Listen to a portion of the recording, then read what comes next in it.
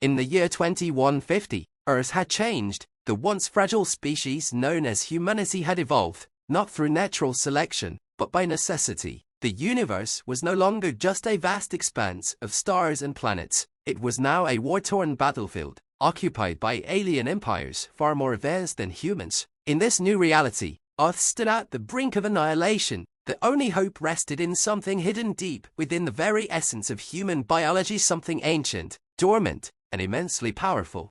Dr. Mira Hadley sat hunched over her lab desk, her fingers flying across the holographic keyboard. The dim blue light from her research console cast shadows on her face, showing the strain of years spent working on a secret project that very few knew about. She was the leading geneticist of her time, and her research had led to a discovery that could change the course of human history, a supersoldier code buried in human DNA.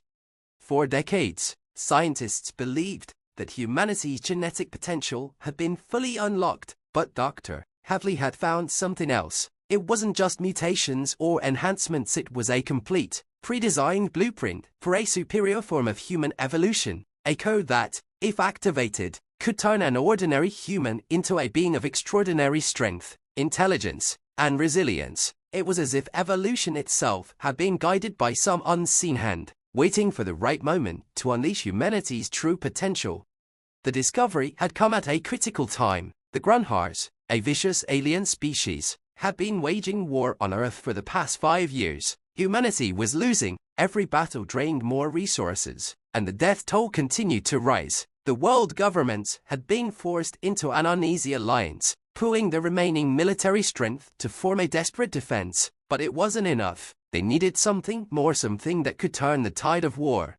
That's where Dr. Hadley's discovery came in. The Supersoldier code wasn't just theory anymore. She had run countless simulations, tested DNA samples, and even experimented on herself. What she found shocked her. The code wasn't something that could simply be activated like a switch. It required specific conditions, a catalyst, extreme physical and mental stress, combined with a sequence of artificially engineered proteins. Once activated, it transformed the human body at a molecular level, enhancing muscle mass, neural speed, and even healing abilities. The results were staggering. Humans could become stronger than any alien race they had encountered. But there was one problem: no one had survived the full transformation.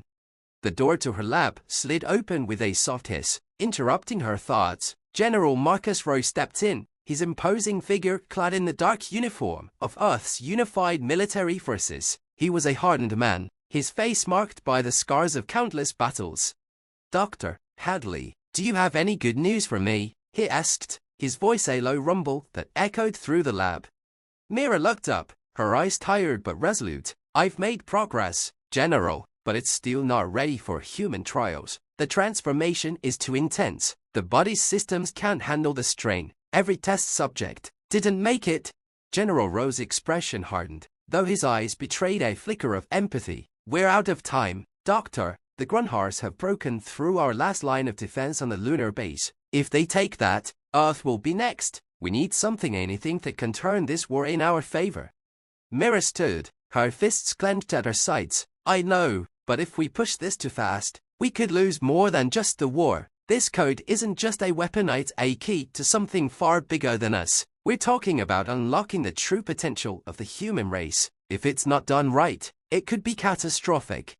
The general took a step closer, his voice dropping to a near whisper. "I'm not asking for perfection, Mira. I'm asking for a chance, a fighting chance for humanity to survive."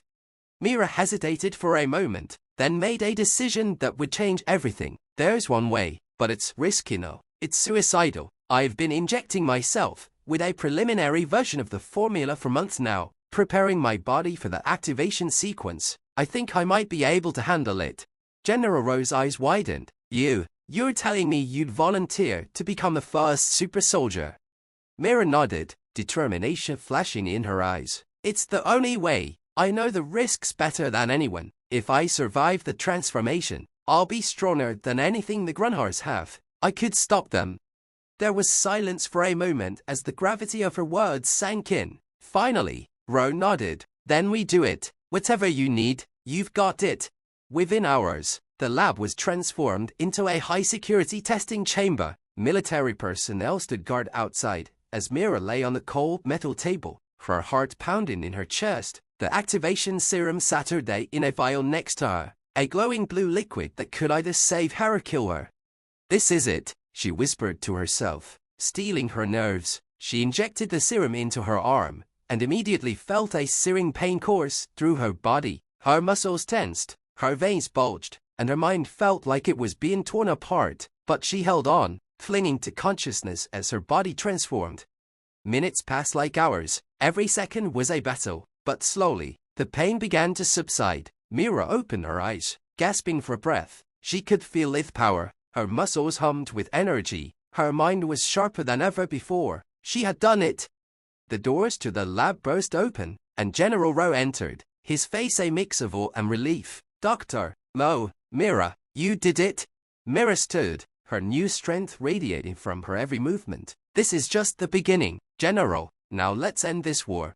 As they prepared for the final battle, Mira knew one thing for sure: humanity's true potential had been unleashed, and the universe would never be the same again.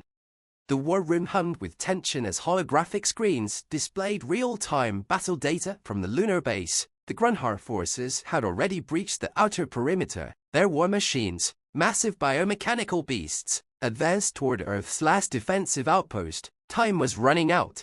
Mira, now the first successful Supersoldier, stood at the center of the room, her body still buzzing with the surge of energy from her transformation. She was no longer the frail scientist who had dedicated her life to research. Her muscles felt dense, coiled with strength she had never imagined. She could hear every heartbeat in the room, sensed the anxiety thick in the air, and her mind raced, processing complex tactical data faster than any supercomputer could. General Rowe stood beside her, his face grim. He knew what was at stake. The lunar base wasn't just a military outpost. It housed Earth's last line of orbital defense satellites. If those fell, the Grunhars would have a clear path to Earth, and humanity's extinction would be all but certain.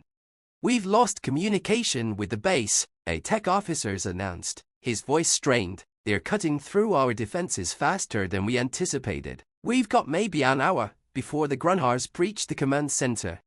General Rowe looked at Mira, his eyes searching hers for any hint of doubt, but she stood firm.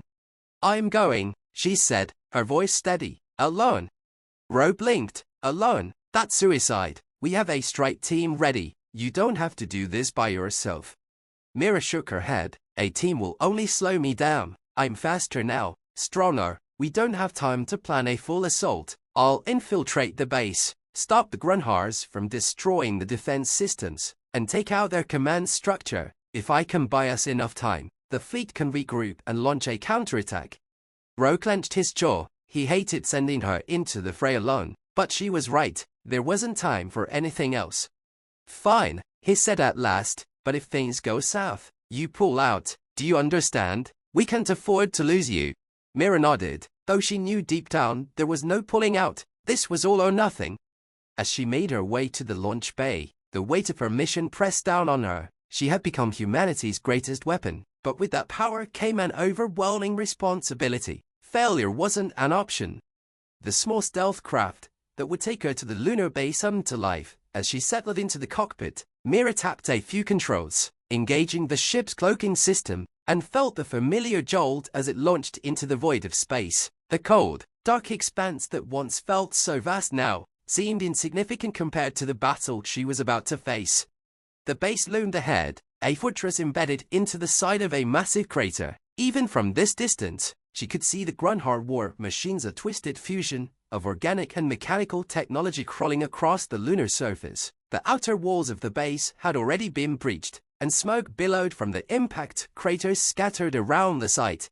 Mira's ship touched down silently on the far side of the base, undetected by the Grunhar scanners. She stepped out, her boots crunching against the lunar dust. Her senses were heightened, every sound and movement around her amplified. She could feel the presence of the Grunhars nearby, savage, brutal beings with predatory instincts. But now, for the first time, she wasn't afraid.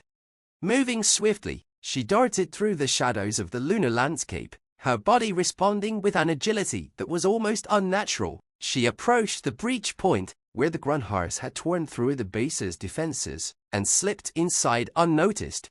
The interior was a scene of chaos. Dead soldiers lay scattered across the floor, their bodies twisted and broken. The Grunhars had shown no mercy. Mira's stomach churned at the sight, but she forced herself to focus. She had a mission.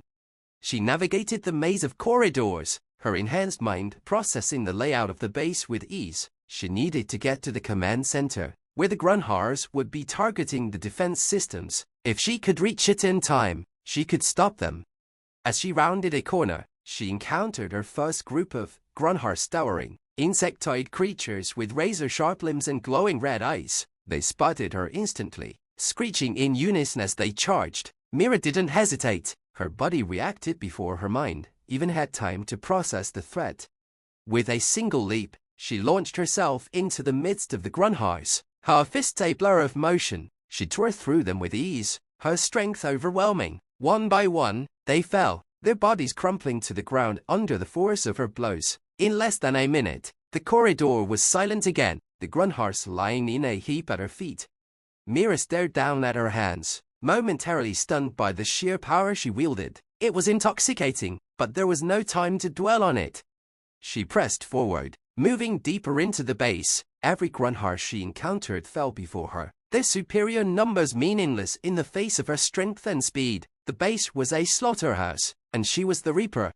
Finally, she reached the command center. The massive doors were already forced open, and inside, a group of Grunhar engineers worked frantically to dismantle the base's defense systems. In the center of the room stood their leader, a monstrous figure, larger than any Grunhar she had seen before, its eyes glowing with malevolent intelligence.